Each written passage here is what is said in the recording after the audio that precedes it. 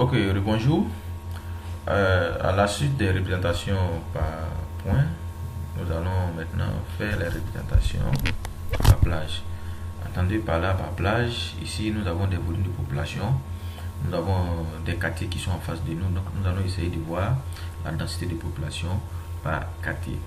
Donc, qui dit densité, c'est de voir la répartition spatiale de la population, de volume de population sur une unité de surface. Donc, l'unité de surface ici, ça va dépendre de notre échelle d'analyse. Ici, nous sommes à l'échelle des quartiers, donc on peut décider de le faire par la densité calculée par hectare, par mètre, par mètre carré, par kilomètre carré, etc.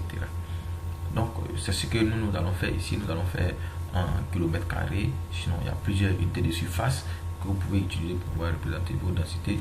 Bien sûr, selon les exigences du commanditaire ou du moins les objectifs qu'on veut atteindre avec l'étude. Voilà, donc c'est un peu l'exemple que je vais donner. Donc, pour ce faire, nous allons venir sur notre couche. On ouvre la table attributaire. Une fois la table attributaire ouverte, qu'est-ce qu'on va faire? On a des volumes de population qui sont déjà là. C'est des valeurs qu'on a obtenues sur le terrain ou soit on est allé dans des structures pour les avoir. Pour ce faire, on va calculer la superficie. Parce que pour pouvoir avoir la densité, il faut la superficie. Parce que la formule, c'est le volume de population sur la superficie, c'est ça qui donne la densité. Ok, donc on va calculer la superficie de chaque quartier. Donc la superficie, on va calculer ça automatiquement avec notre logiciel. Ok, donc pour ce faire, nous venons là. Nous cliquons là, on va créer un champ. Et pour créer le champ, on va mettre sup. Voilà. Et on déroule ici double. Et on fait OK. Une fois que cela est fait, il faut dire que pour pouvoir faire des calculs géométriques, lorsque vous avez des couches géographiques, d'abord ces couches-là doivent être projetées dans le système UTM. Voilà. Sinon, si ce n'est pas reposé dans le système UTM, il serait difficile pour vous de pouvoir faire des calculs géométriques tels que la superficie que nous allons calculer ici. Voilà. Bien. Donc, une fois qu'on a fini de créer nos champs, on va calculer la superficie. Donc, on vient se mettre là. Vous voyez le titre du champ qui est la superficie. On se positionne là et on fait clic droit. Quand je fais clic droit, je viens ici dans calcul géométrique. Donc, calcul géométrique, je prends yes. Donc, c'est pour calculer la superficie. Donc, en propriété, il me donne area. Donc, c'est ce que je prends. Et maintenant, je viens chercher maintenant l'unité de surface. Donc, moi, je vais calculer ici mes superficies. Voilà, comme je vous l'ai dit, vous pouvez faire ça en hectares, en mètres carrés, autre. Moi, je fais pour moi en kilomètres carrés. Donc, j'ai choisi kilomètres carrés et je fais OK. Et je prends yes. Et vous voyez que automatiquement, il a calculé les superficies. On va maintenant chercher à calculer la densité, qui sera le rapport de la population sur la superficie. Qu'est-ce que nous allons faire? Et nous avons créé encore un autre champ. Créer encore un autre champ. Créer encore un autre champ. Et là, non, on va changer l'unité de notre superficie. On a voulu faire ça en kilomètres, mais nous sommes à l'échelle des quartiers. Donc, on va essayer de faire ça en hectares pour voir combien d'habitants nous avons. Voilà, en hectares au niveau de ces différents quartiers que nous allons sélectionner. Donc, on clique là, on vient dans calcul géométrique. Je vais changer l'unité. Yes. Je prends ici hectare. Et voici ce que ça va donner comme valeur. Yes. Ok, donc voilà, je crois que hectare est bon. C'est trop élevé, vous voyez les valeurs. Je vais enlever les décimaux. Vous allez voir que c'est trop.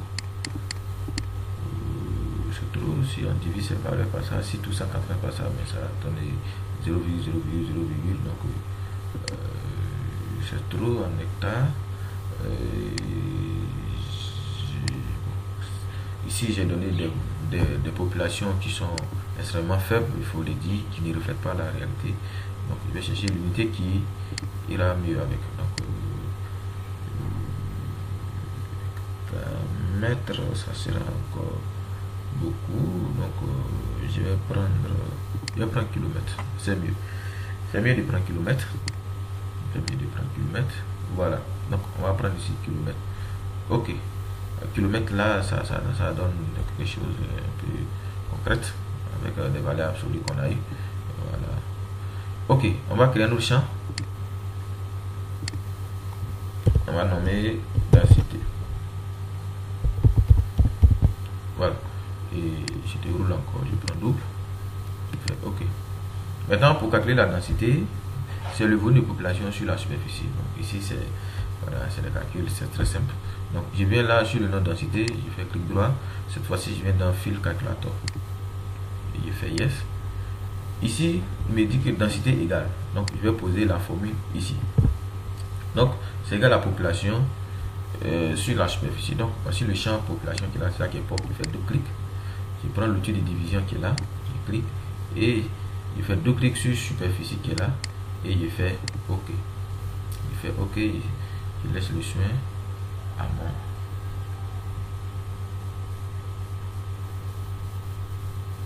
logiciel de calculer automatiquement la superficie. Donc c'est ce qu'il est en train de faire. OK. Donc les densités sont calculées. Voilà. On va réduire.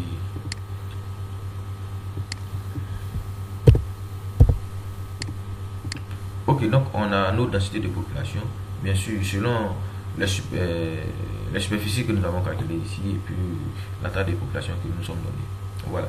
Donc une fois qu'on a fini de calculer, on fait la même chose. Nous allons venir sur la couche, on va faire la représentation, clic droit, propriété. Donc quand il fait propriété, on vient dans quantity. Voilà, donc on vient dans quantity. Ici où c'est mis valeur, je charge avec densité. Voilà. Donc une fois que cela est chargé, vous voyez que automatiquement le nombre de classes est donné ici par défaut. Voilà, donc il donne les densités de population ici qu'on a calculé. Voilà. Donc il y a plusieurs paramétrages. On peut faire la classification en prenant par des valeurs intervalle égal et haut, tout ça.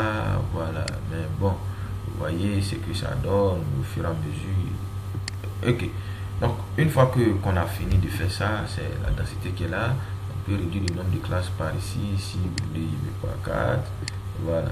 Mais il y a une formule qui permet de calculer cela lorsque on a des entités.